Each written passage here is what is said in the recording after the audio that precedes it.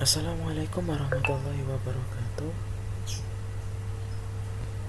Di video kali ini kami akan membuat presentasi tentang sistem perekonomian dan pengaruh ekonomi terhadap bisnis. Sebelum lanjut ke videonya, alangkah baiknya subscribe channel YouTube saya. Jangan lupa like, komen, dan share video ini agar satu like dari kalian bermanfaat bagi kami. Perkenalkan, nama saya Nur Mujahidah. Saya akan menjelaskan tentang ekonomi. Ekonomi adalah suatu ilmu sosial yang mempelajari tentang kegiatan manusia yang berkaitan dengan aktivitas produksi, distribusi, dan konsumsi terhadap barang dan jasa. Cabang utama ekonomi yaitu ekonomi makro dan mikroekonomi. Makro adalah salah satu bidang ilmu ekonomi yang melihat dan menganalisis kegiatan ekonomi di suatu negara secara menyeluruh, sedangkan ekonomi mikro adalah salah satu bidang ilmu ekonomi yang melihat dan menganalisis kegiatan ekonomi dengan cara melihat dan menganalisis bagian-bagian terkecil saja. Kapitalisme pasar bebas yaitu suatu sistem ekonomi yang mampu memberikan kebebasan yang besar untuk setiap pelaku guna melakukan berbagai kegiatan yang terbaik untuk kepentingan pribadi atas sumber daya ekonomi ataupun berbagai faktor produksi lainnya. Hak dasar kapitalisme pasar bebas, hak milik swasta. Hak milik swasta sebagai ini merupakan elemen pokok dari kapitalisme. Ia menjamin bahwa setiap orang mempunyai hak atau untuk mencapai barang-barang ekonomi dan sumber daya melalui cara yang legal. Kedua, hak untuk memiliki bisnis dan menyimpan semua keuntungan bisnis. Setiap individu dalam sebuah masyarakat kapitalis dimotivasi oleh kekuatan ekonomi sehingga ia akan bertindak sedemikian rupa untuk mencapai kepuasan terbesar dengan pengorbanan atau biaya sekecil-kecilnya. Hak atas kebebasan berkompetisi. Dalam bentuk yang paling sempurna, pasar bebas menunjukkan ciri-ciri pembeli dan penjual dalam jumlah cukup banyak yang menyebabkan mereka tidak dapat mempengaruhi harga barang yang bersangkutan. Kemudian kebebasan para pembeli serta penjual tidak dihalangi oleh pembatasan ekonomi atas permintaan dan penawaran. Hak atas kebebasan memilih dalam arti bahwa tiada intervensi pemerintah akan menyebabkan timbulnya individualisme ekonomi dan kebebasan ekonomi. Terima kasih. Hai, nama saya Rindi Oktaviani. Saya akan membahas mengenai sedikit garis besar produktivitas di Amerika Serikat. Langsung saja, peningkatan produktivitas berarti seorang pekerja dapat menghasilkan lebih banyak barang dan jasa daripada sebelumnya dalam periode waktu yang sama tentunya. Biasanya hal ini berkat adanya mesin atau peralatan lain. Produktivitas di Amerika Serikat telah meningkat karena komputer dan teknologi lain telah membuat produksi lebih cepat dan mudah. Oleh karena itu, para pembisnis ingin sekali meningkatkan produktivitas. Namun bagaimanapun, produktivitas yang tinggi dapat menyebabkan pengangguran yang tinggi. Mengapa demikian? Hal ini dikarenakan perusahaan akan memilih memperbanyak mesin untuk menghasilkan barang atau jasa yang lebih banyak daripada memperbanyak pekerja. Lalu, tentu itulah yang dialami Amerika Serikat sekarang. Sekarang, ekonomi Amerika Serikat adalah ekonomi jasa. Produktivitas menjadi masalah karena perusahaan jasa sangat padat karya. Dipacu oleh persaingan asing, produktivitas di sektor manufaktur meningkat pesat. Di sektor jasa, produktivitas tumbuh lebih lambat karena adanya layanan seperti guru, juru tulis, pengacara, dan tukang cukur yang memiliki lebih sedikit teknologi baru yang tersedia daripada untuk pekerja pabrik lainnya. Lalu, saya akan membahas mengenai produktivitas di sektor jasa. Satu masalah dengan industri jasa adalah bahwa masuknya mesin dapat menambah kualitas layanan yang diberikan, tetapi tidak pada output per pekerja. Misalnya, kita mungkin memperhatikan beberapa banyak komputer yang ada di kampus. Pihak kampus menambah kualitas pendidikan, tetapi tidak serta-merta meningkatkan produktivitas dosen.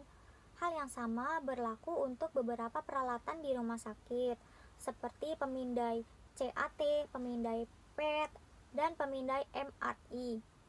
Mereka meningkatkan perawatan pasien, tetapi tidak serta-merta meningkatkan jumlah pasien yang dapat ditemui dokter. Dengan kata lain, ukuran produktivitas dalam industri jasa saat ini gagal menangkap peningkatan kualitas yang disebabkan oleh teknologi baru.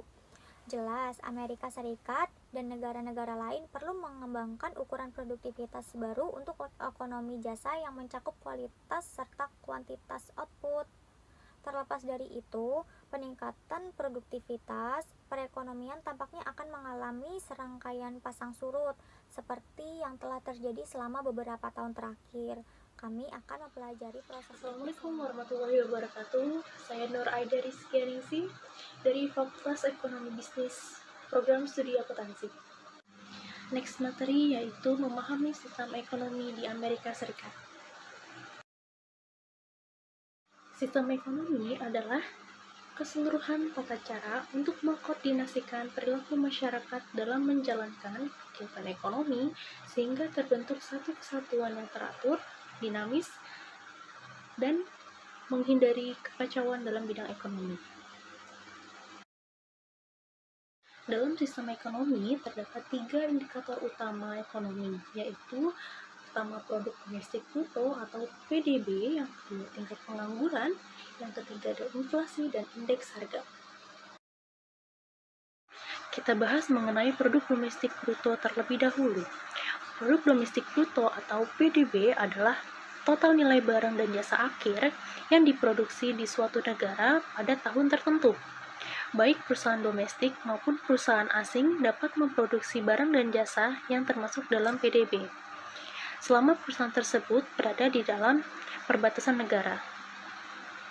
Misalnya, pabrik Honda di Ohio adalah PDB Amerika Serikat.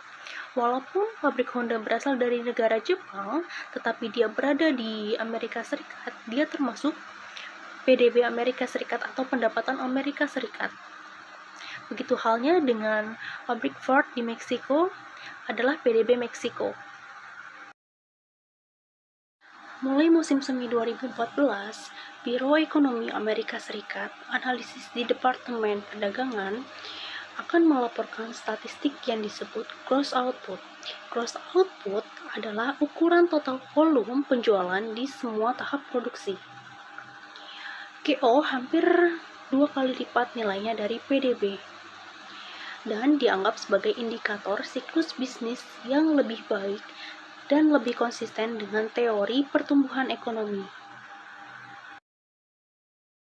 Selanjutnya, tingkat pengangguran. Terdapat 4 jenis tingkat pengangguran, diantaranya yaitu pengangguran struktural, pengangguran friksional, pengangguran siklis, dan pengangguran musiman. Pengangguran friksional. Pengangguran friksional mengacu pada orang-orang yang berhenti bekerja karena mereka tidak menyukai pekerjaan, bos, atau kondisi kerja, dan belum mendapatkan pekerjaan pengganti.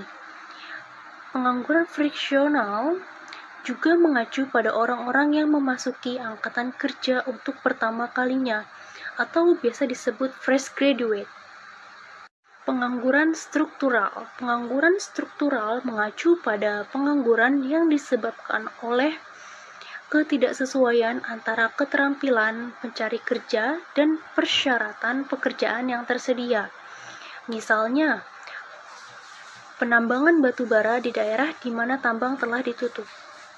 Pengangguran siklis. Pengangguran siklis terjadi karena resesi atau penurunan serupa dalam bisnis siklus, naik turunnya pertumbuhan bisnis, dan penurunan seiring waktu.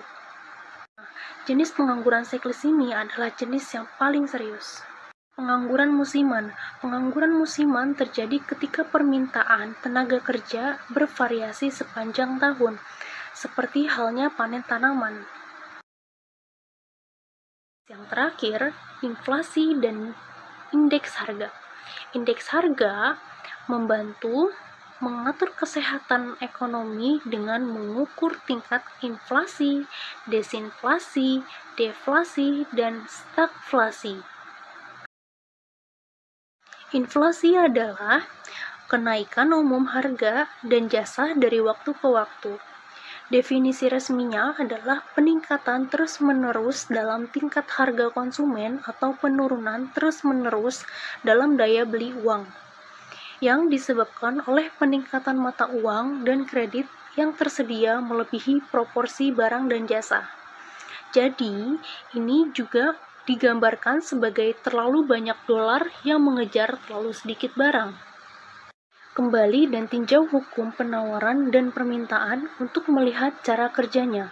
Inflasi yang cepat menakutkan jika harga barang dan jasa naik hanya 7% setahun, mereka akan berlipat ganda dalam waktu sekitar 10 tahun. Disinflasi terjadi ketika kenaikan harga melambat. Itulah situasi di negara Amerika Serikat sepanjang tahun 1990-an. Deflasi berarti harga sedang menurun. Itu terjadi ketika negara-negara memproduksi begitu banyak barang sehingga orang tidak mampu untuk membeli semuanya. Terlalu sedikit dolar berarti mengejar terlalu banyak barang. Stagflasi terjadi ketika ekonomi melambat, tetapi bagaimanapun harga akan naik. Beberapa ekonomi khawatir Amerika Serikat akan menghadapi stagflasi dalam waktu dekat. Consumer Price Index atau CPI terdiri dari statistik bulanan yang mengukur laju inflasi atau deflasi. Pemerintah dapat menghitung harga barang dan jasa, termasuk perumahan, makanan, pakaian, dan perawatan medis, untuk melihat apakah naik atau turun. Namun, saat ini pemerintah lebih mengandalkan pengukuran inflasi inti. Itu berarti CPI dikurangi biaya makanan dan energi. Karena biaya makanan dan energi telah meningkat pesat, pengukuran inflasi yang dilaporkan sebenarnya lebih rendah daripada biaya real. Producer Price Index atau PPI mengukur harga di tingkat grosir. Indikator lain dari kondisi ekonomi termasuk pembangunan perumahan, penjualan eceran, dan perubahan pendapatan pribadi.